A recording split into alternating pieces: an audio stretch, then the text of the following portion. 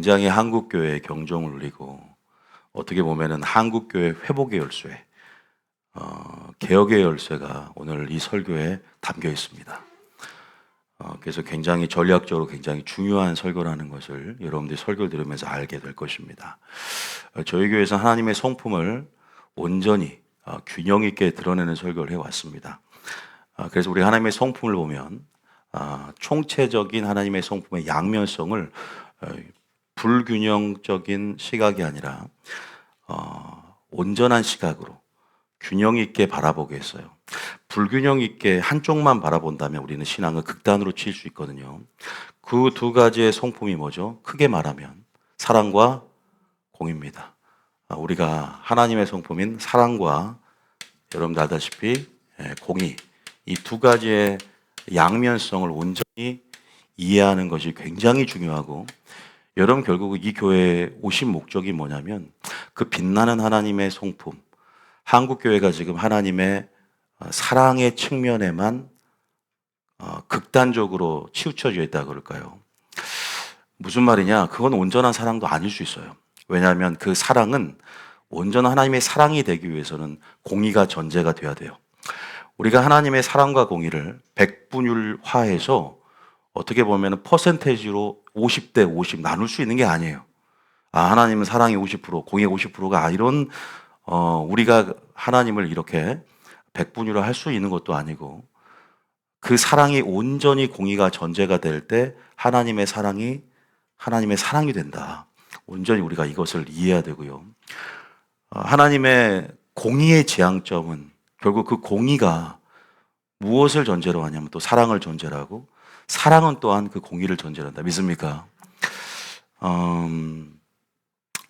우리가 사랑 그러면 초림에서 좀 많이 더 부각된 어떤 측면이 있고, 공의 그러면 재림 때 마치 노아에게 마지막 때 경종을 울리며 주님 오실 길을 예비시킨 것처럼, 요한계시록이 공의의 책인 것처럼 좀 더 재림 때 공의의 측면을 주님이 좀 더 부각시키죠. 하나님의 심판 때라든가.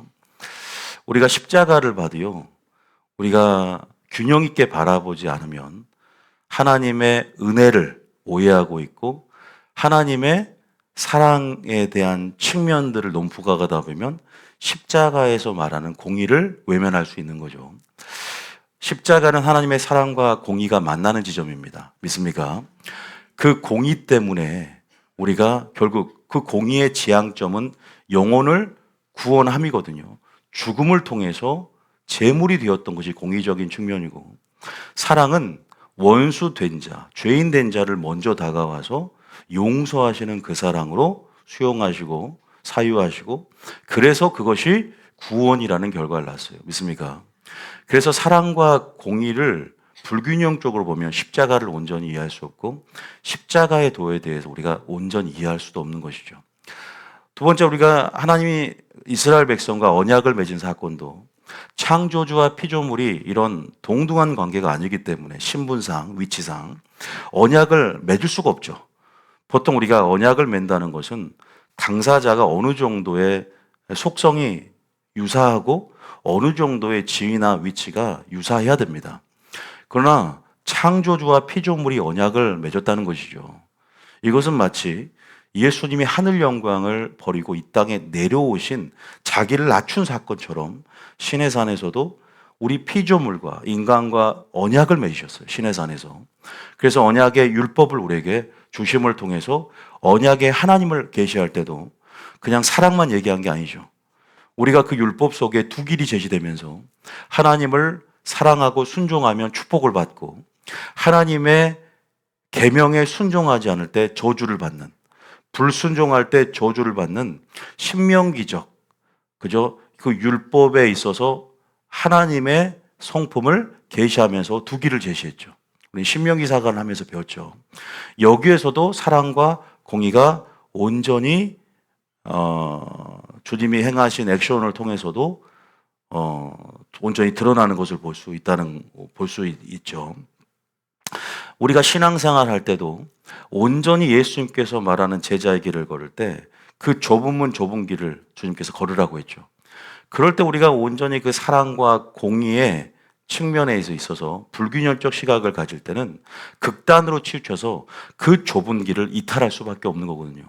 온전히 좁은 길을 걷는데 주님 오시기까지 좁은 길의 정점인 대환란이 있는데 정말로 외나무 다리처럼 정말로 걷기 힘든, 더 힘들어진 좁은 길을 걸을 텐데 그럴 때 우리가 균형 감각이 있어야 되는데 그것은 사랑과 공의의 추가 균형을 가져야 돼요. 믿습니까?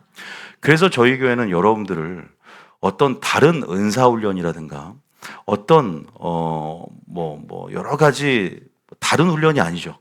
바로 내면 안에 온전히 하나님의 성품이 꼴지어지고 하나님의 내면 속에 하나님의 보좌의 기초가 온전히 이루어지도록 메시지를 풀어놓음을 통해서 성령께서 만들어가는, 그래서 선한 일에 예비되는 그릇으로 준비되는 사역을 하고 있는 줄 믿으시기 바랍니다. 여러분, 저희 교회는 많이 아모스처럼 미가처럼 계속 신랄하게 고발해 왔습니다. 유튜브 제 설교를 보면 알겠지만 여러분들도 이제 익숙할 겁니다. 한국교회의 이 불균형적인 이런 한쪽으로 치우쳐져 있는 하나님의 잘못된 그러한 메시지에 대해서 고발했고 한국교회, 역으로 한국교회 회복의 메시지를, 개혁의 열쇠들을 제시하는 사역을 해왔다. 그렇게 말씀드릴 수 있죠. 아까 제가 하나님께서 어린 양으로 오셔서 이제는 모든 죄를 짊어지고 화목제물이 되시고 속량하심을 통해서 구원을 행하신 사랑의 측면을 제가 부여가다고 있는데 그럴 때 우리가 십자가를 바라보면서 뭘 생각합니까? 하나님의 은혜를 상기하죠. 항상 했던 얘기지만 다시 한번 한국교회가 말씀으로 돌아야 된다. 한국교회가 회복해야 된다. 이 나라를 살릴 수 있는 것은 바로 이 교회의 심장이 교회의 회복이다. 교회 개혁이다라고 주님은 지금도 성령이 교회에게 하시는 음성을 들을지어다 하면서 우리에게 하나님의 사람들 일으키고 계속 설파하게 만들어 왔는데 우리가 계속 오해해 왔던 것은 한쪽 측면, 이 은혜에 대한 오해였죠. 은혜는 단순히 우리 죄를 덮어주는 덮개 역할만 하는 것이 아니라 뭐라고 했죠? 죄를 이기는 능력이고, 믿습니까? 하나님을 섬기는 능력이다. 그 성령의 능력으로서 그 하나님의 힘과 능력이 성령 안에서 우리 가운데 그죠? 은혜에 합당한 삶을 살게 한다. 할렐루야. 십자가가 우리에게 무엇을 말하고 있고 십자가의 은혜가 단순히 과거로부터 우리를 죄에서 구원한 것뿐만 아니라 죄를 승리하게 만들고 더 이상 죄의 종로로 타지 않게 만드는 능력임을 우리가 믿는다면 내가 은혜에 머물러 있는 것이 아니라 은혜에 벗어난 것이 아니라 은혜가 나를 주장하고 여전히 과거에 한 번 은혜를 받은 것이 아니라 여전히 지속적으로 기도를 통해 은혜를 구하면서 은혜 안에 머물러 있음을 통해 은혜가 나를 주장하게 하라. 믿습니까? 은혜가 나의 삶을 지배하게 하라. 이것이 전투하는 삶이고 주님 오실 때까지 지속적으로 돼야 된다는 것을 말씀드렸어요. 그래서 은혜를 세교꼬리로 만들고 은혜에서 나가 떨어질 수 있다는 가능성에 대해서 구원을 상실하고 버림받을 수 있다는 가능성에 대해서 성경은 말하고 있고 성경은 지지하고 있고 그것을 설파하는데도 많은 사람들이 고개를 갸우뚱거리면서 교리에 갇혀서 어둠에 갇혀서 이 말을 듣지 않고 하나님은 사랑이시다, 평강하다, 평강하다 거짓 선자의 외침 아래 교리적 안정감 속에서 기만하며 사는 작금의 교회 영적 실상들을 고발해왔다. 여러분 이해되시죠? 우리 이것이 심각한 상태입니다. 내가 구원을 잃어버릴 수 있고 내가 버림받을 수 있고 주의 이름으로 귀신을 쫓아내고 권능을 행해도 주님이 너를 모른다 이 말만 알았더라면 청함을 받은 자는 많으나 택함을 받은 자는 적다는 것, 예복을 입지 않은 자 유구무원이거늘 그 택함 받지 못하는 어린 양의 혼인잔치에 청함 받지 못하는 그저 그 불행한 자들, 차라리 태어나지 않았으면 좋았을 뻔했는데 차라리 그 믿음의 도를 알지 못하는 것이 나을 뻔했다는 예수님의 탄식을 알았더라면, 예수님이 교회를 향한 그 눈물의 의미를 알았더라면 한국교회 이렇게 기만하지 않았을 텐데 무엇이 문제인가? 바로 공의의 부재이기도 하고 경외감의 실종이라고 할 수 있죠. 죄라는 것은, 죄의 기초는 공의의 부재에서 마련됩니다. 죄의 기초라는 것은 공의와 사랑의 불균형에서부터 기인하는 거예요. 믿습니까? 우리가 죄라는 것이 뭡니까? 하나님을 모르기 때문에 불법의 영역으로 스스로의 욕심 가운데 들어가는 것이다. 욕심이 잉태하면 죄를 낳는데 자기 기만 속에서 영적 무지 속에서 죄가 판치는 것이고 죄의 기초가 마련되는 것이다. 믿습니까? 우리가 하나님을 온전히 알고 하나님의 사랑뿐 아니라 공의 안에서의 경외감을 회복하고 균형을 갖춘다면 기만하면서 죄를 지어도 회개할 것이고 회개하는 자, 하나님이 용서할 걸 믿는 그 은혜를 의지하며 나아갈 때 끝까지 은혜가 나를 붙들 텐데, 오늘날 한국교회, 교회 들여만 봐도 부끄러운 민낯, 부끄러운 자화상, 당회는 장로와 목사들이 싸움박질하고 있고, 성도들은 전부 기만해서 교회가 민주주의가 되고 있고, 또 어떤 때는 교회가 공산주의가 되고 있고, 교회가 사사시대가 찾아와 어둠이 덮어져 있고 마귀의 어떤 놀이터가 되어서 불법의 온상이 되어서 하나님의 진리가 역사할 수 없는, 하나님의 진리의 씨가 뿌려질 수 없는 토양이 되어서 지금 생태계가 지금 완전히 바뀌어서 종교놀이하고 있는 마지막 실상 가운데 하나님은 선자를 보내기를 원하십니다. 여러분, 우리가 그냥 이런 설교를 안 듣고 물에 물 탄 듯 술에 술 탄 듯 좋은 게 좋다, 그냥 교회에 그저 왔다 그저 가면 아무것도 느낄 수 없어요. 주님 마음을 알고자 하고 하나님 이 교회를 향한 주님의 눈물과 영적 실상을 보여주십시오. 그렇게 듣게 하신 거예요. 믿습니까? 들으러 오신 거예요. 이 나라의 위기가 교회의 위기란 거 아십니까? 교회라는 심장이 뛰지 않고 교회가 병들었는데 어떻게 나라를 기대하세요? 먼저 무엇을 돌아봐야 될까? 단순히 교회만 볼 게 아니라 내 모습을 봐야 된다. 믿습니까? 내 자신부터 회개하지 않는데 주님이 역대하 7장 14절에 뭐라고 합니까? 역대하 7장 14절에 분명히 말을 하고 있어요. 회복의 열쇠는 읽어봅니다. 시작. 내 이름으로 일컫는 내 백성이 그들의 악한 길에서 떠나 스스로 낮추고 기도하여 내 얼굴을 찾으면 내가 하늘에서 듣고 그들의 죄를 사하고 그들의 땅을 고칠지라. 여러분, 하늘에서 들어요. 그리고 죄를 사했기 때문에 병이 치유되고 죄를 사했기 때문에 땅이 고쳐지는 역사, 하나님의 새 일을 행하는 역사가 있을 줄 믿으시기 바랍니다.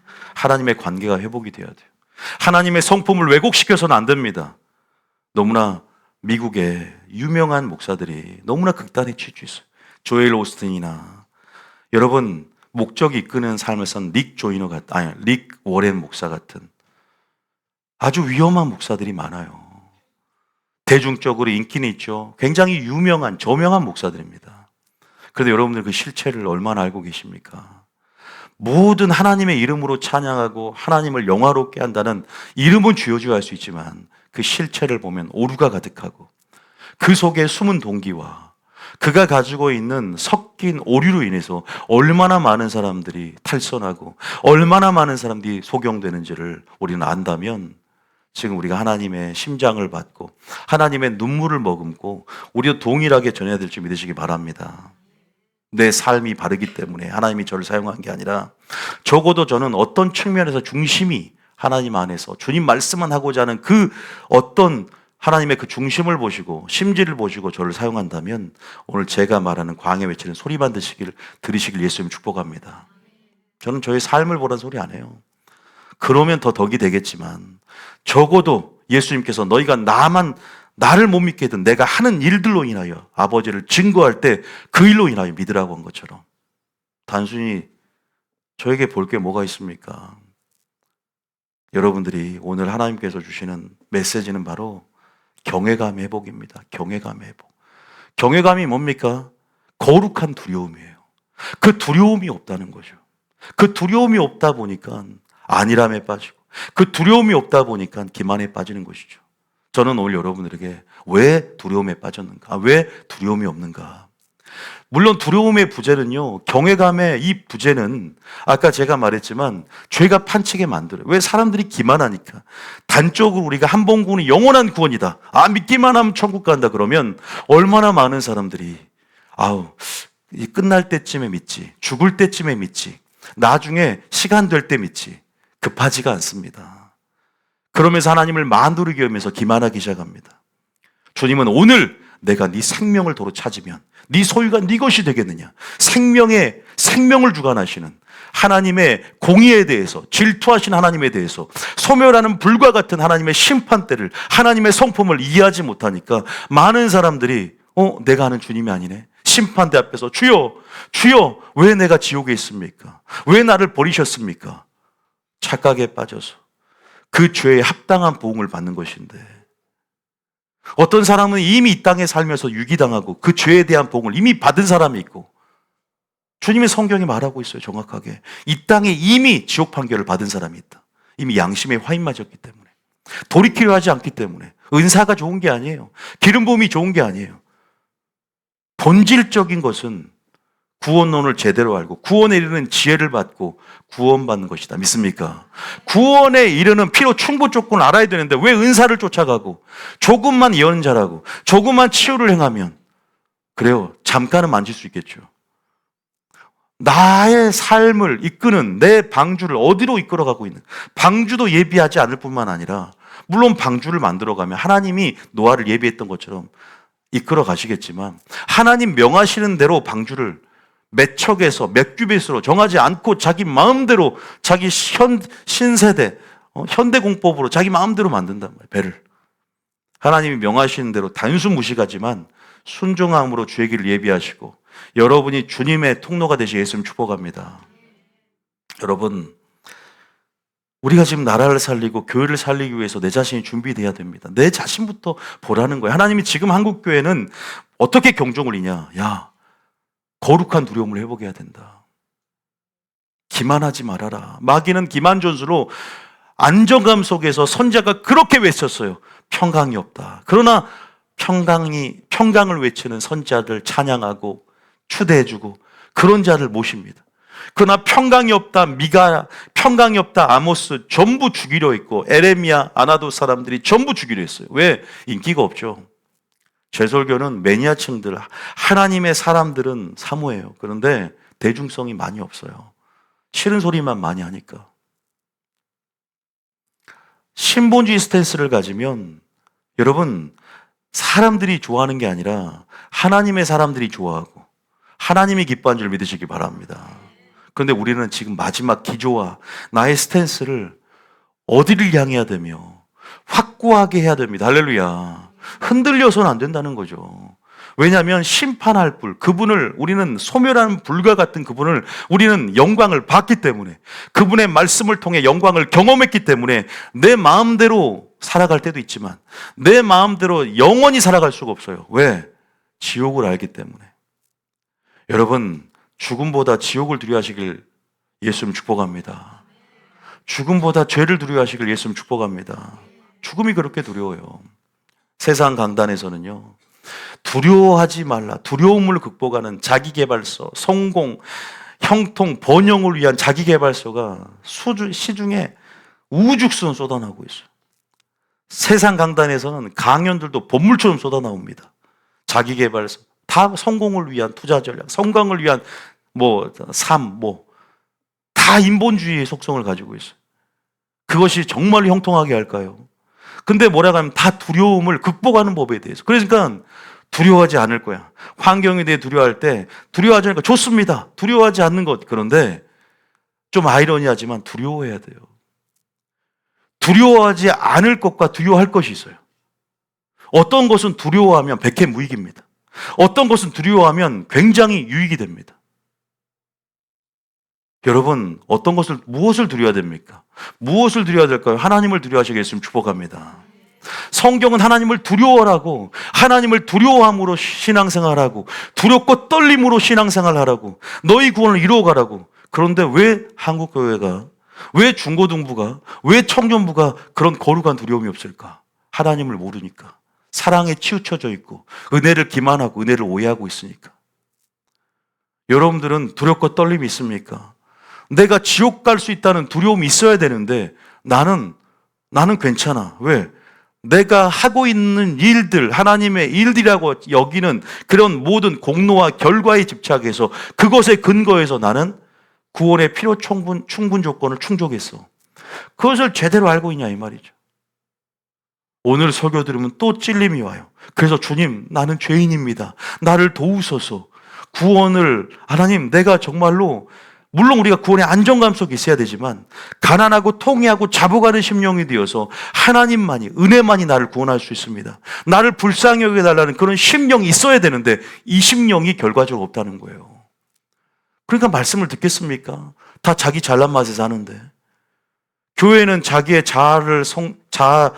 자아의 실현, 또 감투를 쓰고 높아지는 어떤 그러한 완전 그런 어떤 세상 권력과 같은 마치 그 자리를 차지하고자 하는 감투를 쓰고자 하는 그 마음들이 가득 차 있고 정치적인 욕심들, 교회가 순수한 본질을 잃어버리니까 하나님 나라로서의 어떤 정체성이라든가 하나님 나라의 속성들이 전혀 찾아볼 수 없는, 물론 깨어있는 교회도 많지만 지금 주님의 심정으로 이 신실하던 성읍이 창기가 돼버리고 음녀와 종교와 바리새인화 돼버린 정말로 이 영적 실상들, 라오디가 교회 같은 사대 교회 같은 죽은 교회가 되고 무지근한 교회가 돼버린 이 한국 교회의 부끄러운 민낯과 자아상을 살펴보면서 근본적인 원인이 어디 있는가? 경외감의 실종이라니까. 경외감, 두렵고 떨림, 거룩한 두려움이 사라졌어요. 하나님을 인격적으로 존중함이 사라졌고, 그래서 경외감이라는 건 존중하며 두려워하는 거거든요. 부모를 공경한 것처럼 공경하며 두려워하는 거예요. 그게 원어적인 의미인데, 부모를 공경함이 어디 있느냐, 너희들이 말라기에서. 너희들이 나를 존중히 여긴 자를 존중히 여길 텐데 나를 존중함이 어디 있냐. 과연 너희들이 두려움이 어디 있냐. 자, 그러면 여러분들이 뭘 읽냐면 지금부터 성경 속에 두려워하라, 두려워하라, 성경에서는 그 말이 얼마나 많이 나온지를 한번 6구절 정도 쭉 읽어보겠습니다. 먼저 마태복음 10장 28절입니다. 우리가 물론 본문을 통해 읽어야 되지만 쭉 읽어봅시다. 마태복음 10장 28절. 자, 시작. 몸은 죽여도 영혼은 능히 죽이지 못하는 자들을 두려워하지 말고 오직 몸과 영혼을 능히 지옥에 멸하실 수 있는 이를 두려워하라. 사람, 재물, 환경, 그 두려움의 감정에 갇혀서 참된 실체가 아닌 허구와 감정적 허상의 블랙홀에 빠져서 우리가 하나님의 흔들리지 않는 불변하는 진리를 붙잡지 않고 하나님을 보지 못하고 그냥 두려워하지 않습니까? 오죽 했으면 365번이나 두려워하지 말라고 하겠습니까? 신약에 보면. 그런데 반대로 아이러니하게 200번이나 두려워하라고 그래요. 성경에는 200번이나 두려워하라고 합니다. 하나님을 두려워하라. 능히 너희를 지옥에 멸하실 수 있는 이를 뭐하라? 두려워하라. 이 원어적으로 보면 경외하는 거예요. 경외. 이 감정, 단순히 우리는 경외라는 것은 감정이 아니라 실천적인 의지, 인격적인 관계, 존중과 공경 속에서 실천적인 의지, 하나님의 계명을 순종하는 것까지 포함하는 모든 감정과 의지가 융합된 이 단어 하나가 경외감이거든요. 하나님을 경외해야 됩니다. 할렐루야. 그래서 요한계시록 조금 하면 두려워하는 감정이 생기거든요. 감정에서 치우치니까. 감정이 아니야. 감정에서 끝나면 아무 구원의 유익이 없어요. 오히려 구원에 위협받아. 그건 더 큰 죄가 돼. 알고도 행하지 않는 죄는, 다시 말해서 행해야 된다. 할렐루야. 행해야 돼요. 행한다는 것은 두렵기 때문에 그 명령에 복종하는 것을 경외라 그래요. 믿습니까? 물론 저희 교인들이야 훈련이 잘 되고 익숙해요. 근데 익숙함도 매너리즘에 빠지면 안 됩니다. 믿습니까? 오늘 유튜브 설교를 듣는 많은 성도들이 있잖아요. 그 유튜브에 이 듣고 있는, 우연이라도 클릭해서 이 설교를 듣고 있는 그 영혼이라도, 그래서 조금 반복되는 부분이 있고 하기 때문에 여러분들이 이해해 주시고, 그 부분에서 분명히 하나님께서는 하나님 말씀 땅에 떨어지지 않고 그 영혼을 살리기 위해서 이 말씀을 보낸다. 믿습니까? 여러분들이 이 설교를요 보내고 전도해야 돼요. 지금은 교회 놀이 해서는 안 됩니다. 지금은 교회 놀이 할 때가 아니죠. 교회 확장하고 교회 단순히 인테리어 아름답게, 이게 하나님이 뭐 임재한다고 생각하세요? 정말로 하나님이 사랑하는 이 신부의 무리들, 공동체, 두세 사람 내 힘으로 모인 이들 가운데 하나님이 함께한 줄 믿습니다. 뭐 왜 함께해요? 주님이 왜 임하세요? 복을 주려고 믿습니까? 복은 뭐예요? 구원의 복이다 믿습니까? 구원의 복이죠. 오늘도 우리가 설교를 통해 담대함이 생겨야 된다. 할렐루야. 그리고 회개할 사람은 회개하며 회개할 때 담대하고 합당한 열매를 맺게 된다. 나는 하나님을 두려워하고 있는가? 그래서 두려워하기 때문에 때로는 억지로라도 순종할 수 있어야 돼요. 자원해야만 순종한다 아니에요. 처음에는 억지로 구레네 시몬이 십자가를 끌어도 나중엔 그 집 전체가 예수님의 동역을 해야 돼요. 예수님의 동역, 제자들과 동역하는 자들로 사도행전에 바뀝니다. 억지로가 자원으로 바뀌게 돼 있어요. 믿습니까? 처음에는 초신자같이 모르니까 하나님이 받으시고 그 분량에 따라서 하나님 1대1로 이끌어 가시는 거죠. 다시 말해서 경외함이라는 것은 감정으로만 끝나지 말라는 거예요. 믿습니까? 하나님을 두려워하는데 어쩌라는 거예요. 그러니까 우리에게 요구하는 것이 성경적인 요구라는 거죠. 그러니까 어떻게 해야 돼? 하나님을 경외하고 그의 모든 명령을 지킬지어다. 이것이 사람의 본분이니라 그러잖아요. 경외와 하나님의 명령을 지킬지어다가 항상 세트로 같이 나와요. 분리될 수 없어요. 지옥에 멸하실 수 있느니 우리가 무엇을 바라보느냐 이 말이죠. 자기계발서가 무슨 의미가 있겠어요? 수많은 세상 강단의 강연이 무슨 의미가 있겠어요? 진리가 없다면. 믿습니까? 하나님을 두려워함이 없다면, 하나님을 경외함이 없다면, 아니요, 교회 가운데 사랑하면서도 하나님을 경외하고 오죽했으면 주님이 시편 2장에 이런 말로 굉장히 모순된 말로 우리에게 하나님을 섬기라고 그래요. 뭐라고 그래요? 시편 2장에 생각해 2장 7절인가? 제일 마지막 절 봐보세요. 그 떨며 11절에 봐보세요. 오죽했으면 11, 1과 1 여호와를 경외함으로 섬기고 즐거워하는데 뭐하고 즐거워하라? 떨며 경외감 때문에 은혜 때문에 또한 즐거워하는 거예요. 할렐루야. 또 나와요. 여기 이렇게만 나오는 게 아니야. 또 히브리서 12장 28절에 뭐라 그래? 히브리서 12장 28절에 재밌어요. 이런 감정이 여러분 되게 모순적이란 말이에요. 자, 28절입니다. 시작. 그러므로 우리가 흔들리지 않는 나라를 받았은즉 은혜를 받자.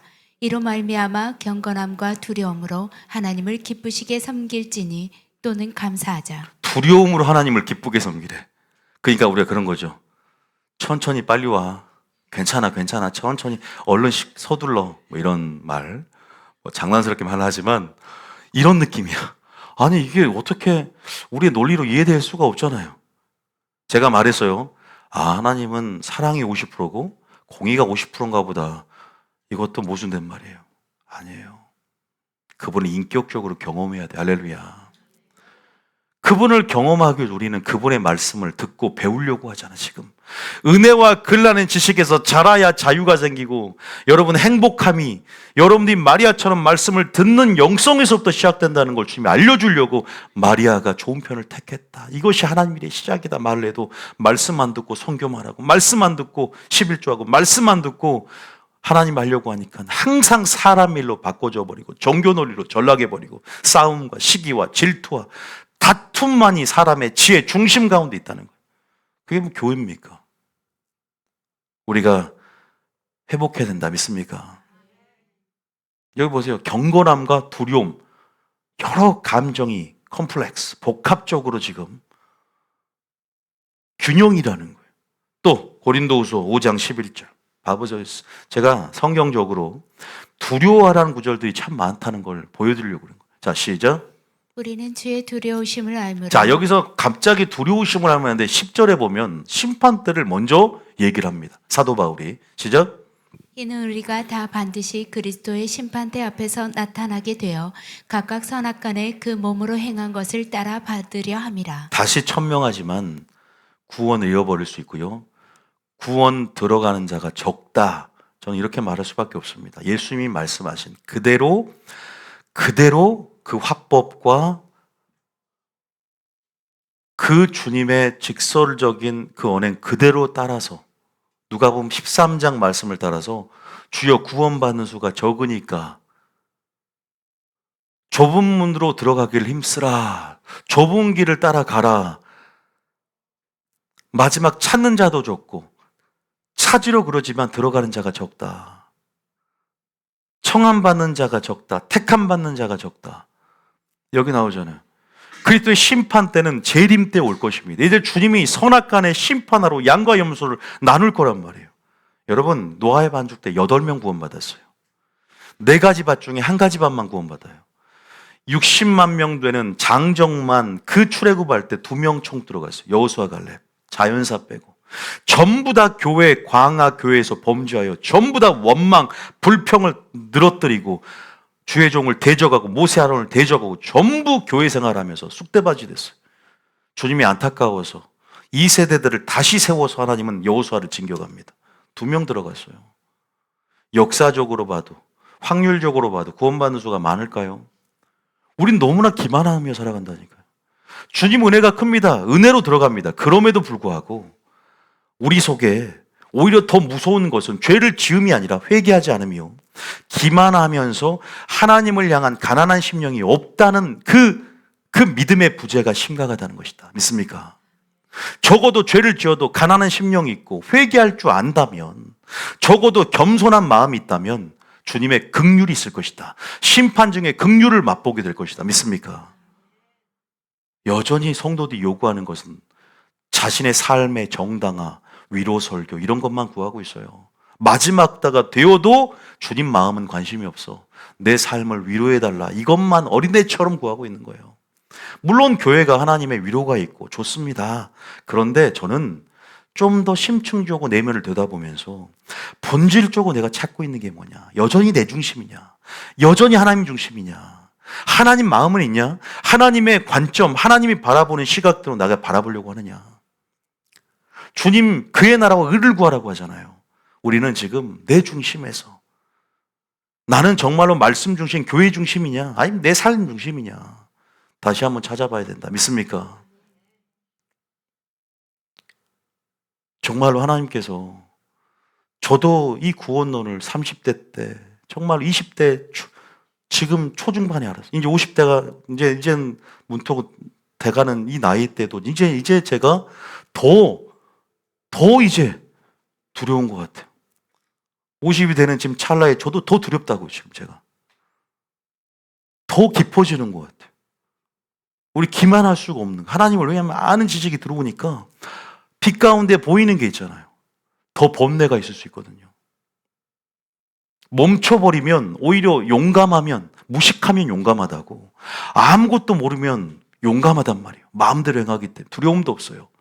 그런데 하나님을 경외할수록 두려움이 생기고 하나님을 경외할 때 지혜가 생기고 하나님을 경외할 때 친밀함이 생기고 다시 말해서 하나님을 두려워할 때 지혜가 생기고 하나님을 두려워할 때 그 경외감 속에서 놀라운 친밀함이 생긴다. 믿습니까? 이 우리 깨달아야 돼요. 두려움이라는 건요 좋은 감정이에요. 믿습니까? 하나님을 두려워하시길 예수님 축복합니다. 거룩한 두려움은 죄를 지어 숨게 만드는 것이 아니라 전진하는 즐거움이다. 하나님의 보좌로 나아가게 만드는 역동적인 힘이 있어요. 믿습니까? 죄를 지어서 하나님 두려워요 그럼 숨잖아요. 아니에요. 우리는 하와와 같이 범죄하지 않고 하나님의 영광의 불을 받고 진리 속에 하나님의 영광의 광채를 받기 때문에 전진하는 즐거움이 있어. 나아가는 즐거움이 있어. 보좌로 더욱 담대하게 확신을 가지고 나아가는 것이 경외감의 힘이다. 믿습니까? 사랑만 우리를 강권하고 사랑만 환난 가운데 전진하게 만드는 것이 아니라 하나님을 향한 경외감이 마지막 환난을 이기게 만들고 경외감이 전진하게 만들며 더 보좌 가까이 친밀한 가운데 나아가게 만드는 것을 나아가게 만든다는 것을 믿으시기 바랍니다. 시편 25편 14절에 그래서 그 친밀한 하나님과의 관계가 뭐 어떤 자에게냐? 경외하는 자에게 있다는 거예요. 자, 25편 14절입니다. 시작.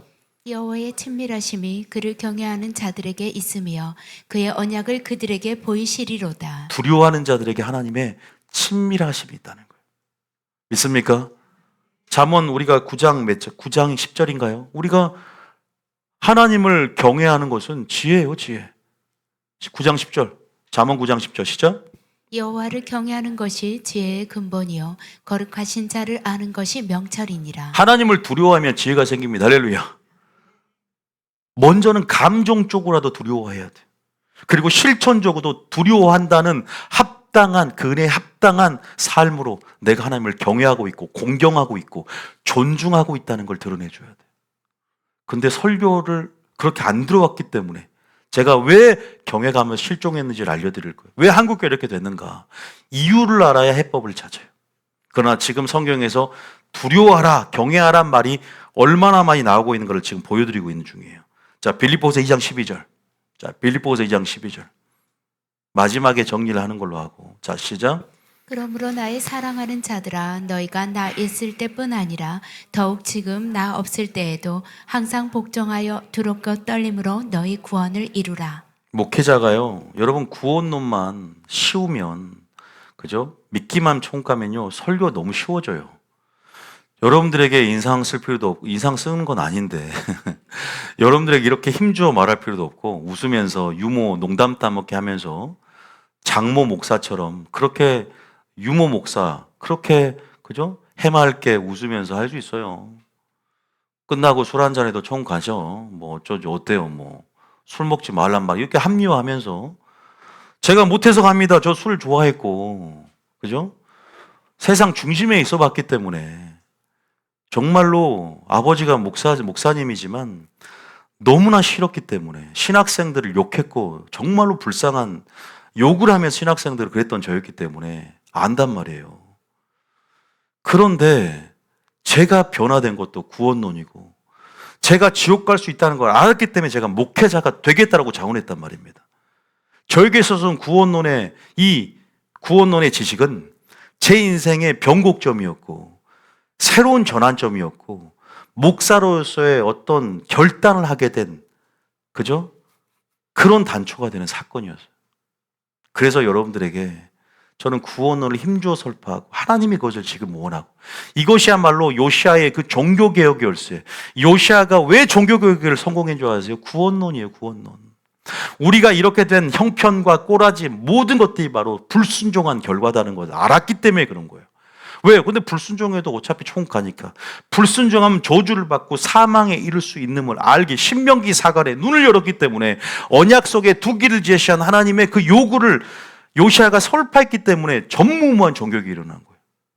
구원론을 회복하는 거예요. 오류를 제거하는 그 사역을 감당하는 것이, 여러분들이 이게 나라를 구하고 이것 하는 사역보다 더 힘든 사역이고, 이건 교단 눈치도 봐서는 안 돼요. 이것은 정말로 생계 위협받는 사역이기도 해요. 저 여러분들 알다시피 이 사역이 그냥 우리가 힘주어 말하고 그냥 전하는 것 같지만 많은 욕먹을 수 있는 사역이에요. 주류는 한 번고 영원한 구원이다잖아요. 여러분들 전해보세요. 아유, 하나님의 사랑을 그렇게 왜곡해. 누가 진짜 왜곡하고 있는가. 믿는 자도 지옥 갈 수 있다 그러면 팔짝 뜁니다. 그런데 성경은 그렇게 말하지 않아요. 분명히 사도 바울도 복종하여 두렵고 떨림으로 구원을 이루어가라고 지금 불신자에게 말하는 것이 아니라 신자들에게, 교회 안의 성도들에게, 빌립보 교인들에게, 고린도 교인들에게 말하고 있음을 믿으시기 바랍니다. 여러분들은 두려움이 있습니까? 자칫 길을 잃어버리고 탈선할 수 있는데 그래도 그냥 아무 유튜브나 보고 아무 교회나 가서 그냥 말씀을 들어요. 그것이 지금 어떤 결과를 초래할지 본인은 모르지, 절대 몰라요. 그 적은 영향력이, 그 자기의 행동들이 쌓여서 어떤 영향을 끼칠지에 대한 그런, 뭐랄까, 조금 넓은 통시적인 안목이 없이 자신의 행동이, 오늘의 습관이, 오늘의 행동이 어떤 미래의 결과를 날지에 대해서 모른단 말이에요. 왜? 오늘의 나의 모습도 어제의 결과예요. 어제의 습관의 결과란 말이에요. 그럼 오늘 우리는 무엇을 해야 될까? 올바른 선택을 하고 하나님이 원하시는 자리에 앉아 있어야 될 줄 믿습니다. 멀어도 그래요, 멀어도. 교회가 멀어도 목사가 인격적으로 좀 마음에 안 드는 구석이 많아. 그래도 하나님의 메시지가 들려진다 믿습니까? 온라인으로 듣는 거, 이거 진짜 믿음 아니에요, 여러분. 본질적인 것은 하나님을 공경하는 측면을 이해해야 돼요.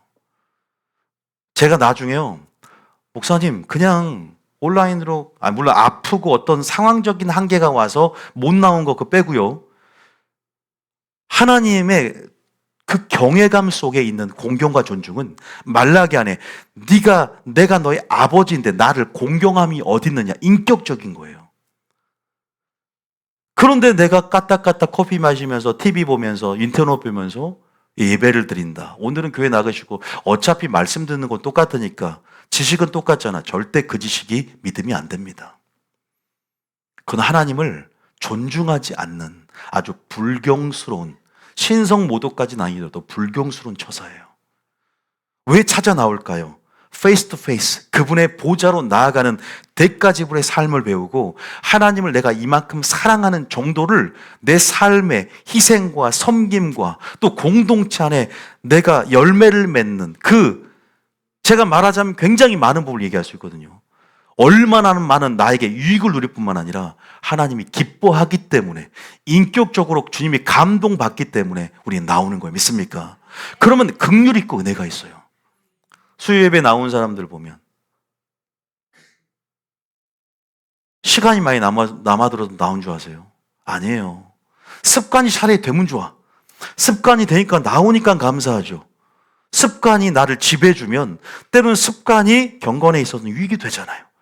물론 이것이 매너리즘에 빠지면 안 좋지만 그래도 안 나온 사람보다 나왔을 때 하나라도 들으면서 똑같이 듣는 사람 중에 은혜의 보좌에 나와 영광의 임재 안에서 존중하는, 희생하며 드렸던 그 제사가, 주님을 보좌로 나와서 나를 드렸던 그 헌신이 하나님 틀리다는 거예요. 그 사람은 그 씨가 내 안에서 은혜 가운데 열매를 맺게 될 줄 믿습니다. 똑같이 들어도 잘하는 게 틀리다니까요. 그래서 나오는 거예요, 보좌로. 차비도 들고 힘들고 피곤해도 교회 나오는 거예요. 율법적이라 하지 마세요. 저는 존중의 의미에서 얘기한 거예요. 인격적인 하나님과의 관계 속에 하나님을 생각하며 나온 사람도 있단 말이에요. 하나님, 저 나옵니다. 나 비바람 몰아치는데 주님의 보좌가 있는 곳, 주님의 임재가 있는 곳 나오는 것, 하나님 긍휼히 여겨 주시옵소서. 할렐루야. 틀리다니까요. 원래는 그게 사라졌어요. 무사 안일주의. 편안한 게 좋은 거죠. 그럼 우리 전부 다 유튜브로 들어야죠. 전부 다 그냥 편안한 게 좋으면. 저는 아파도 제가 안 나와본 적 있습니까? 저는 암 수술하면서 암 수술을 하고도 의사가 절대 나오면 안 된다고 그랬는데 난 나왔어요. 예배 하나님 앞에 말씀을 드리기 위해서. 제가 빠질 수 없고 그래서 하나님이 긍휼을 베풀어 주셨다는 생각이 들어요. 주일 성수는요, 사랑이에요. 사랑. 주님에 대한 사랑. 믿습니까? 하나님, 나의 유익을 구하지 않겠습니다. 주일 성수 잘하면요, 축복받아요. 믿습니까? 분명히 말씀되어 있어요. 이건 하나님이 감동받아요. 11조 모든 걸 율법적으로 해도 되고 안 해도 돼. 신약엔 그런 게 없어. 이 사람들의 마음속에는 안 하고 싶은 마음들, 그 가능성을 찾고자 하는 열심이 가득 차 있어. 주님 그걸 안단 말이야. 어떻게든 그냥 합리화하고 정당화하고 자기 유익을 구하고 싶어서 술이라도 조금이라도 먹고 싶으니까 그 마음이 찬 걸 주님이 안단 말이야. 정말 주님을 사랑한다면 악은 모양을도 버리며 은혜 안에서 술술 합당하게 진리대로 내 자신이 이끌어집니다. 믿습니까?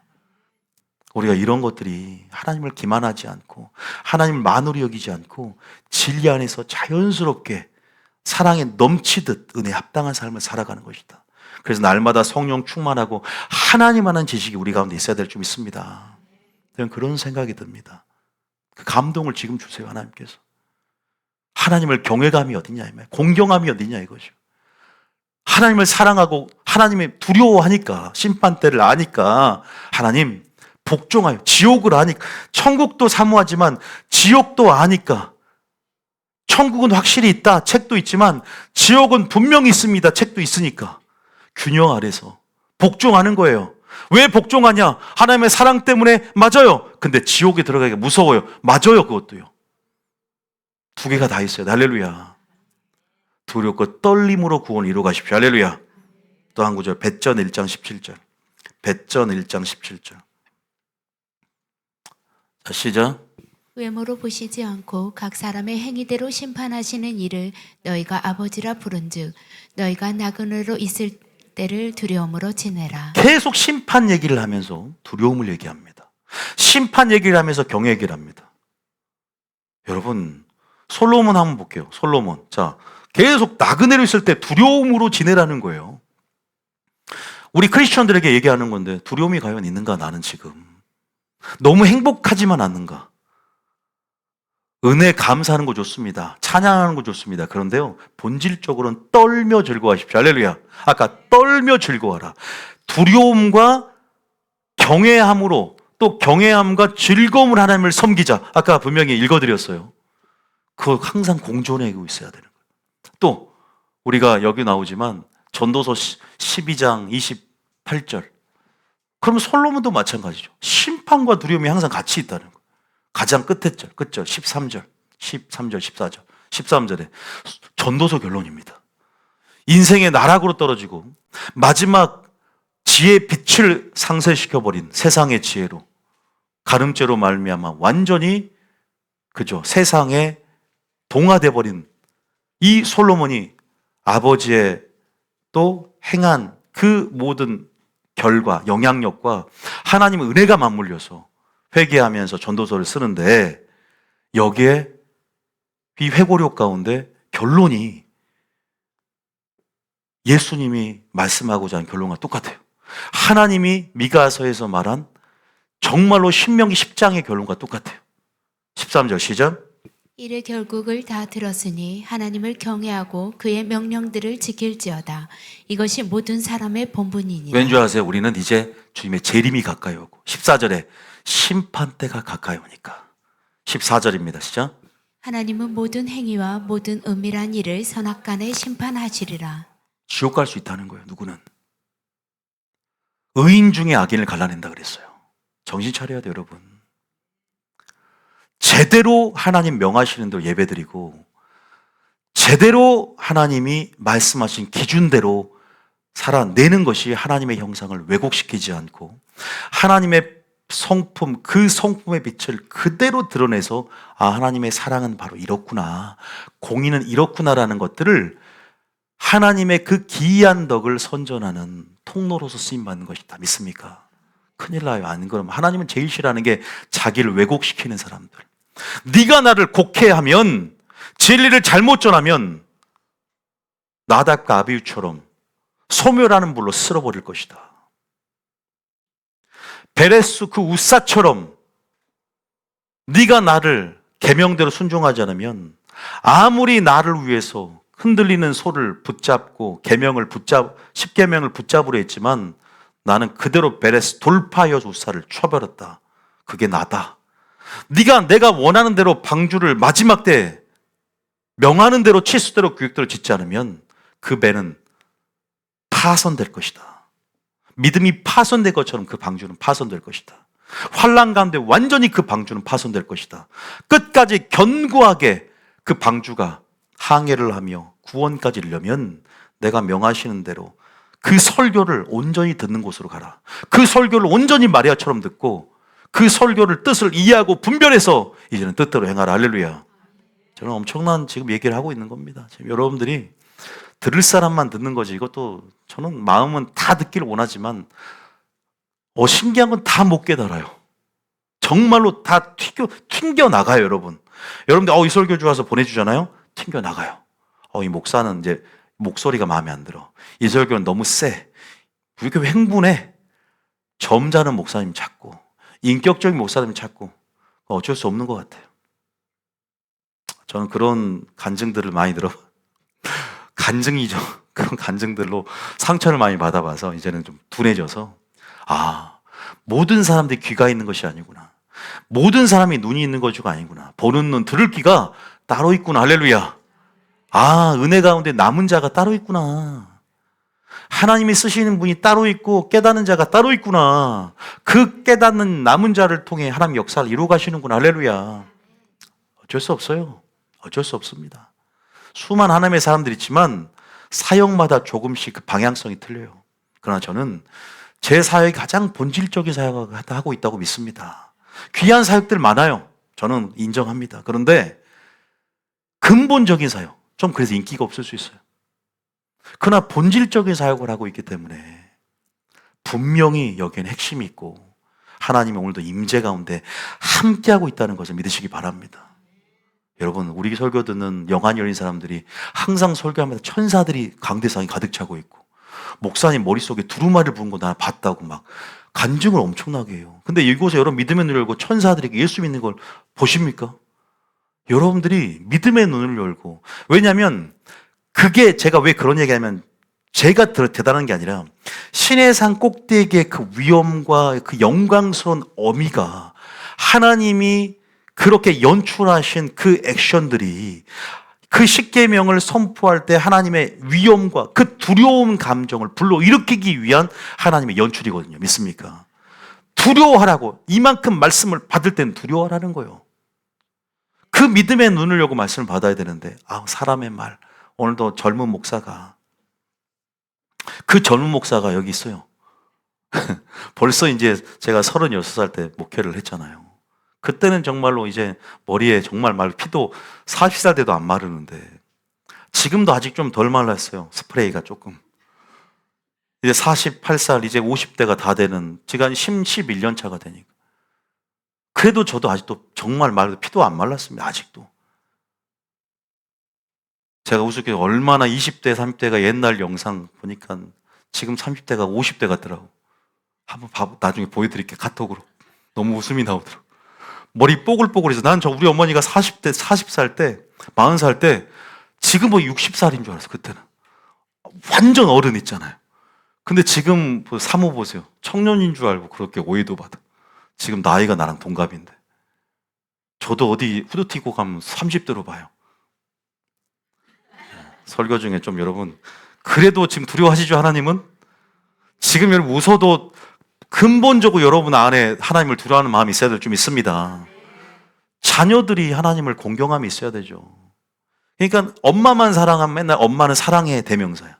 아빠는 좀 어미가 있고 공이잖아요. 그러니까 너무 또 엄마한테만 치죠. 우리 애들도 다 엄마한테 가. 엄마, 아빠한테, 아빠 한번 유일하게 나한테 와서 엄마 어딨어? 나한테 하는 질문이 엄마 어딨냐? 나를 인격적으로 공의를 사랑하고 공의를 찬양하고 공의를 끌어안아야 되는데 또 사랑을 찾아, 엄마를 찾아. 엄마 찾는 수단이야. 나는 엄마한테 전해주세요. 엄마. 그게 모든 가정 안의 실상이긴 한데 어쨌든 여러분들이 이 공의를 사랑하시게 예수님 축복합니다. 심판 때를 배워야 될 좀 있습니다. 여기 보세요. 모든 사람의 본분이다 하면서 또 심판 얘기를 한다. 솔로몬이 정신 차린 것도, 에녹이 하나님을 기쁘게 한 것도 무드셀라를 낳고 심판대를 이해하면서 하나님을 기쁘시게 하는 증거, 300년을 동행할 수 있었던 것은 심판대 경외감을 회복했기 때문인 거 아세요? 저희 나중에 설교해 드릴게요. 경외감 회복하면 이렇게 따르면, 경외감 회복하면 하나님을 기쁘게 한다. 그러니까요, 제가 정리해 보면요, 하나님을 기쁘게 하는 삶을 살아요. 여러분들 기쁘게 함. 경외하면요, 아까 지혜가 와요. 경외하면 지혜의 근본이죠. 또 경외함이 친밀하심이 경외하는 자에게 있으며, 이렇게 지혜도 오고 친밀해지고 하나님을 기쁘시게 할 수 있는 동기가 부여된다. 할렐루야. 이렇게 좋은 유익을 주고 있잖아요. 이런 유익을. 근데 이게 부재하니까 죄가 만연하고 스스로 공의와 사랑의 불균형으로, 공의의 부재로 죄의 기초를 마련해. 마치 하나님께서 공의를 발현하고 공의를 선언하지 않으면 공의가 부재하다고 착각하는 어리석은 인간들, 공의가 없다라고 말하는 사람들, 하나님이 없다라고 말하는 사람들, 공의가 어디 있어? 하나님의 사랑에 기만해서 하나님의 심판을 유보한 것은 기다림이에요. 믿습니까? 오래 참고 하나님의 심판 때는 여지없이 사랑과 공의가 우리 가운데 실현되어지고 하나님께서 그 죄를 판단함을 통해서 우리는 이제 영혼의 처소가 결정되는 것이다. 살아있을 때 중간 결산하시고 살아있을 때 지혜로운 길로 들어가시게 했으면 축복합니다. 그 지혜로운 길, 첩경, 구원의 길, 그 길로 우리는 설교를 듣고 지금 결단하며 들어가야 될 줄 믿습니다. 보세요. 성경에는요, 이렇게 많은 구절에서 두려워하라, 두려워하라 이런 구절들이 있습니다. 자, 마지막으로 그러면 우리가 진짜 이 경외감을 회복하기 위해서, 아니, 이 경외감을 회복하려면 진짜 어떻게 돼요? 물론 쉬워요. 뉴비전교회 와서 말씀 들으면 될 것 같아. 그런데 뭐냐? 저는 이 한마디를 하고 싶어요. 따라하면 신의 산 영광을 재현하는 설교. 이 강대상이 신의 산 꼭대기가 돼야 돼요. 여러분들이 오늘 올 때도 여러분들이 오늘 신의 산 영광, 그 신의 산 영광에 주님이 불과 빽빽한 구름과 어둠 속에서 불꽃 가운데 음성으로 십계명을 주셨어요. 하나님의 영광이 신현하셨고 현현하셨어요. 여기 오늘 하나님이 불꽃 가운데 음성으로 자신의 그 양식, 존재의 양식 가운데 왜 있는 그대로 드러내지 않았냐? 우리의 사람을 위해서. 누구 때문에? 사람 앞에 하나님의 영광을 온전히 드러내면 살 사람이 아무도 없는 거예요.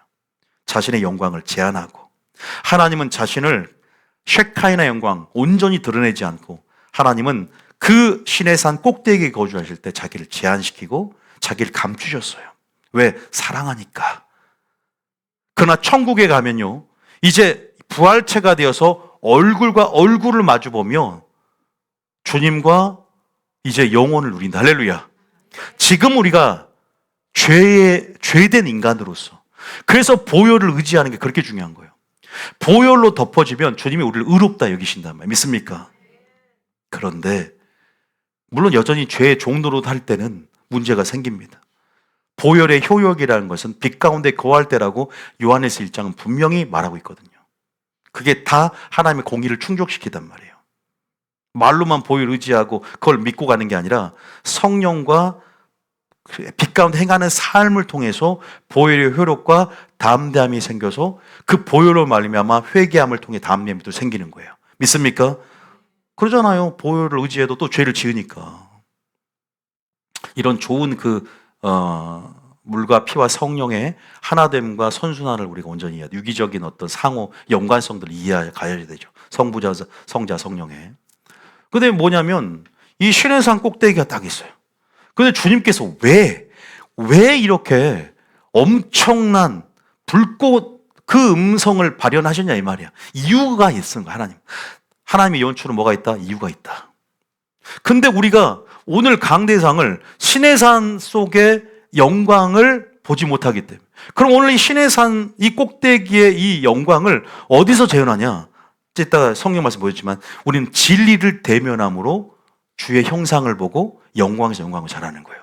같은 얘기예요. 믿습니까? 저는 신의 산 꼭대기를 뭐라고 얘기해 왔냐면 지성소라 얘기해 왔어요. 신의 산 꼭대기를 뭐라고 했냐면 바로 예수님 자신이라고 얘기해 왔어요. 영광의 절정. 믿습니까? 이걸 알아야 되는 거예요.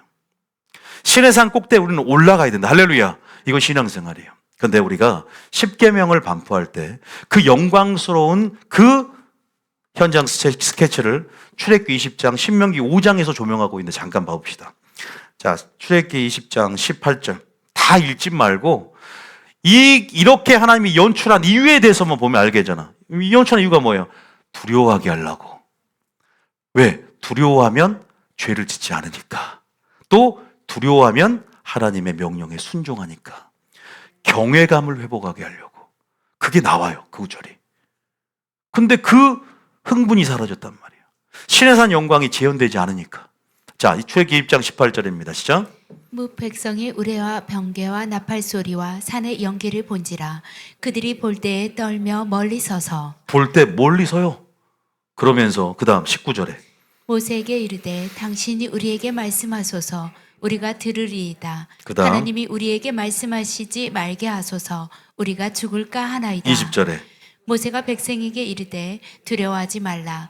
하나님이 임하심은 너희를 시험하고 너희로 경외하여 범죄하지 않게 하려 하심이니라.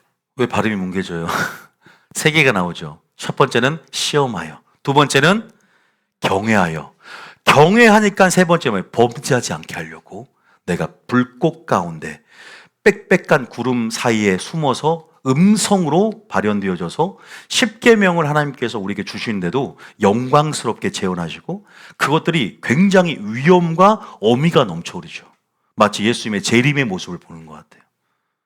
나팔 소리가 들리고, 야, 이건 주님의 준엄하심과 인자하심이 융합된 특별하게 하나님의 심판 때 재림의 광경이기도 하거든요. 이중적으로. 그래서 하나님이 마지막 심판하는 하나님, 그리고 이 말씀을 주는 데 있어서 신적 이 전달의 주체자가 바로 모세가 이 십계명을 너에게 주는 게 아니라 이 말씀은 근원이 바로 나로부터 기인한 것이라는 하나님의 분명한 신적 명령, 신적 전달의 효과를 충분히 연출로서 드러내고 있다. 믿습니까? 그거 알아야 돼요. 그냥 대충 하나님이 십계명 써줄 테니까 가져가가 아니라 굉장히 영광스럽게 그 판에 새겨주시고 그냥 다 무서워가지고 숨지 않아요. 근데 그게 사라졌다는 거예요. 자, 그러면 진짜 맞나? 출애굽기 20장 그 밑에 20장 19절 20절 20절 읽었죠? 자, 신명기 5장은 똑같은 사건을 모세가 다시 회상하면서 이 사건을 얘기합니다. 24절입니다. 자, 24절 시작. 말하되 우리 하나님 여호와께서 그의 영광과 위엄을 우리에게 보이심에 불 가운데에서 나오는 음성을 우리가 들었고 하나님이 사람과 말씀하시되 그 사람이 생존하는 것을 오늘 우리가 보았나이다. 25절. 이제 우리가 죽을 까닭이 무엇이니까? 이 큰 불이 우리를 삼킬 것이요 만일 우리가 우리 하나님 여호와의 음성을 다시 들으면 죽을 것이라. 26절. 육신을 가진 자로서 우리처럼 살아계시는 하나님의 음성이 불 가운데서 바람을 듣고 생존한 자가 누구니이까? 27절이 핵심이에요. 시작. 당신은 가까이 나아가서 우리 하나님 28절 29절 시작. 다만 그들이 항상 이 같은 마음을 품어 나를 경외하며 내 모든 명령을 지켜서 그들과 그 자손이 영원히 복받기를 원하노라. 이거 주님의 음성이에요. 여러분, 주님이 이렇게 당신을 드러내시고 현현하신 목적이 하나님에 대한 경외함, 두렵고 떨림으로 구원을 이뤄가는 이런 마음들, 그죠? 복종할 수 있는 그 경외감이 근거가 되어서 하나님의 친밀함으로 들어가고 지혜를 얻게 되고, 그래서 하나님을 기쁘시게 한 동기를 부여받을 뿐 아니라 그러기 때문에 즐거움으로 떨면서 명령을 지키는 거 믿습니까? 그러면서 영원히 복받기를 원하는 거예요. 그 두려움이 있어야 복을 받습니다. 믿습니까? 29절이 굉장히 중요한 결론을 내고 있잖아요. 29절이 한국교회 개혁의 열쇠고, 이 감정, 이 의지만 회복이 된다면, 구원론만 제대로 오류가 제거되고 회복이 된다면 정말 하나님은 이것들이 없으니까 마귀가 그 기만 전술로 모든 성도들을 구원의 안정감 속에 기만하게 만들고 화를 외치는 선지자들을 잡아 죽이려고 그러는 거예요. 목사들을 이단 만들고. 야, 그런 게 어딨어. 인본주의가 팽배한 이 시대 속에서 우리는 무엇을 바라보고 있는가? 신본주의 스탠스를 잃어버린, 다 인본주의에 점철되어져 버린 이 민주주의 사회에서 우리는 여러분 무엇을 하고 있는가? 자, 신명기 4장 36절 또 말해요. 신명기 4장 36절에 시작. 4장 10절 먼저. 4장 10절 시작. 신명기 4장 10절. 내가 호렙산에서 내 하나님 여호와 앞에 섰던 날에 여호와께서 내게 이르시기를 나에게 백성을 모으라. 내가 그들에게 내 말을 들려주어 그들이 세상에 사는 날 동안 나를 경외함을 배우게 하며 그 자녀에게 가르치게 하리라 하시매. 뭘 배우게 하라? 경외감. 신의 산 영광을 지금 다시 주님이 재현하길 원하시고, 오늘도 이 진리 속에서 하나님의 영광을 보시길 바랍니다. 광야에서 외치는 그 소리 가운데 주님의 음성, 사람의 말이 아니라 하나님의 그 신의 산 꼭대기에 나온 이 설교를 통한 음성을 동일하게 되시길 바랍니다. 두려워하셔야 됩니다. 너희들이 항상 이 같은 마음을 품어 나를 경외하고 그의 모든 명령을 지킬지어다. 할렐루야. 주님이 그걸 원하시는 거예요. 계속 신명기 4장 36절에 이 모든 하나님의 행하심은 교훈을 하기 원합니다. 36절 시작.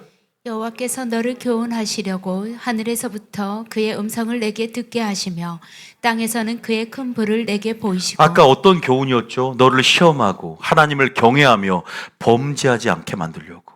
범죄하지 않게 만든다는 건 좀 소극적이라면 적극적으로는 뭐예요? 하나님 명령에 복종하게 하려고. 좀 더 예수님식으로 말하면 서로 사랑하게 하려고. 할렐루야. 좀 더 소극적으로 말하면 살인하지 말라, 간음하지 말라.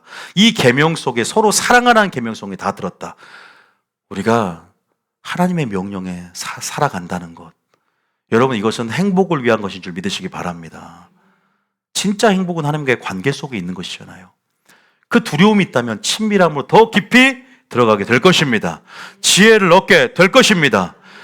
하나님을 기쁘시게 할 수 있는 에녹처럼, 솔로몬처럼, 사도 바울처럼 기쁘시게 하는 자가 될 것입니다. 믿습니까? 그런 자들이 되어야 되는 거죠. 말만 주님을 기쁘시게 할래? 지혜를 주세요. 경외감이 있어야죠. 두려워할 수 있는 그 설교, 두려워할 수 있는 그 음성을 듣는 자리로 찾아 나아가야 될 거 아닙니까? 오늘 그 소리를 듣고 우리는 회개해야 될 줄 믿습니다.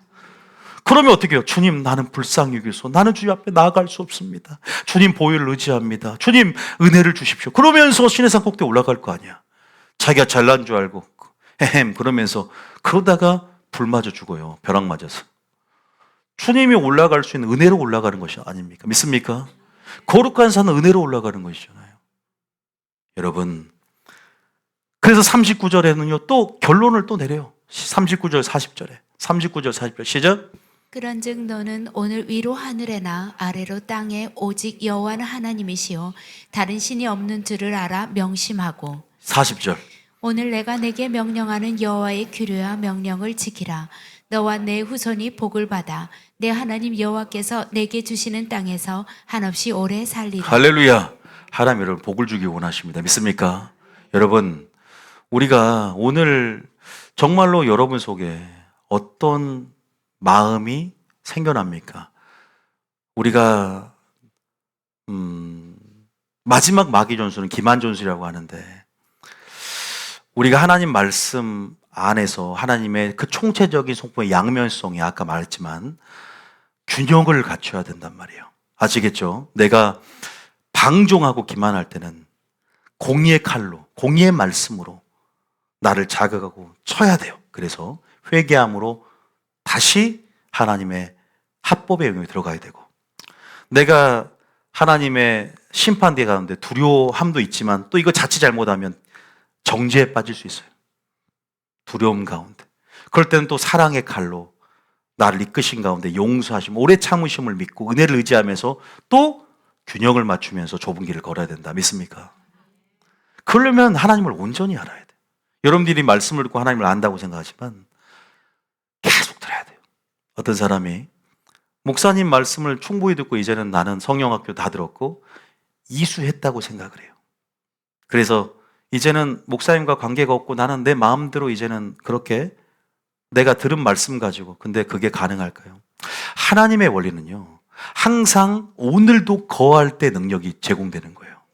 여러분들이 제 말씀 들어서 알겠지만 우리가 함께 오늘도 듣고 있기 때문에 이 말씀이 그 관계 속에서 능력으로 나가는 거거든요. 마치 말씀을 졸업해서 내가 이 말씀 들었으니까 난 다른 교회 가서도 이제 그러면 다 잊어먹는 거예요. 상쇄가 돼버려. 솔로몬처럼 지혜 빛이 상쇄되는 거예요. 항상 등록을 하고 머물러 있음을 통해서 능력이 항상 제공되어지고 영향이 가는 거지. 나는 충분히 들었으니까 이제 이 말씀 다 지식으로 생각하는 거예요. 말씀을. 지식이 아니라 늘 거함을 통해서 주시는 현재의 그 능력을 온전히 경험할 때 여러분들이 그 능력들을 체험하게 된다. 믿습니까? 요걸 하나님이 기도하는데 딱 말해주라는 거예요. 어떤 사람은 지식으로 이 말씀 졸업하듯이 생각하는 사람이 있다. 아니다. 나는 너를 통해서, 머리신 예수님을 통해서 계속 실시간 전략들을 얘기할 것이다. 아는 것도 모르는 것이 될 것이고 모르는 것도 아는 것이 될 것이다. 저희 비밀을 드러낼 거라고 그랬거든요. 믿습니까? 그래서 오늘도 찾는 자가 복인 줄 믿습니다.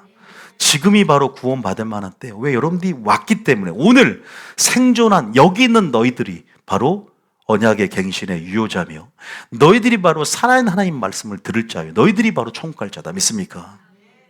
이거를 우리가 신명기적 언어로 얘기를 했을 때 알아듣는다면 여러분 생존할 거예요. 그래서 그런 부분에서 하나님께서 오늘 내가 기름 부을 거고 오늘 성도들에게 한국에 이걸 전할 것인데 너는 그냥 전해라. 나 때로는 그래.